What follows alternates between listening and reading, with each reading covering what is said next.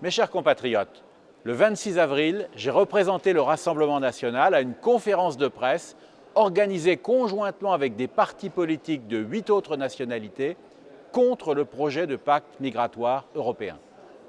Nous estimons en effet que l'Europe n'a pas besoin d'un tel plan de submersion migratoire, mais au contraire d'une vraie politique de protection de nos frontières extérieures et de refoulement des migrants illégaux. Cette initiative a eu peu d'écho en France, où les médias préfèrent trop souvent commenter les petites phrases plutôt que de relayer les informations qui leur déplaisent.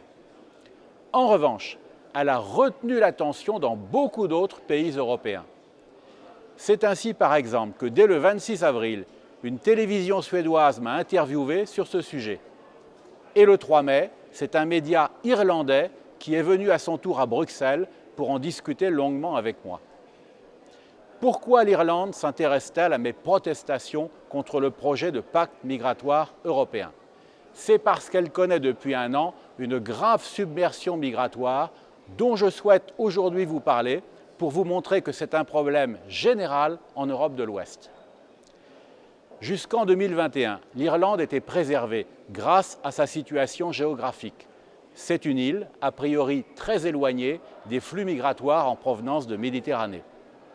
Elle n'avait ainsi reçu que 2700 demandes d'asile en 2021. Mais tout a changé en 2022. Le gouvernement irlandais a décidé d'accueillir 70 000 réfugiés ukrainiens, ce qui est un beau geste de solidarité. Mais par peur d'être accusé de favoritisme, voire de discrimination ethnique, il a aussi décidé d'accueillir des dizaines de milliers de demandeurs d'asile non européens. Or, l'Irlande est un petit pays de 5 millions d'habitants. Ces centres d'accueil ont vite été saturés et l'inquiétude s'est répandue.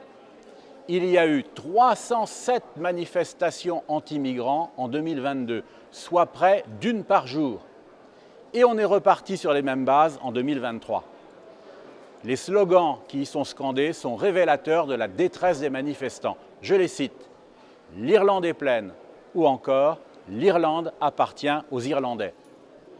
Ces manifestants ne sont pas des extrémistes isolés. Selon un sondage récent, 56% des Irlandais considèrent que leur pays a accueilli trop d'immigrés. Tout cela explique que le Figaro ait pu intituler un article du 5 avril consacré à l'Irlande face à l'immigration, je cite, « Comme en Suède ou au Danemark, l'opinion publique a basculé ». C'est ce message d'espoir que je veux vous transmettre aujourd'hui. Nous ne sommes pas seuls dans notre combat contre la submersion migratoire de l'Europe. D'autres peuples européens ont pris conscience du problème et sont décidés à réagir. Et ils comptent sur nous, Français, pour sonner la révolte contre l'aveuglement de la Commission de Bruxelles, parce que nous avons hérité de notre histoire la mission de défendre la liberté. Avec Marine Le Pen, nous serons à la hauteur de cette mission historique.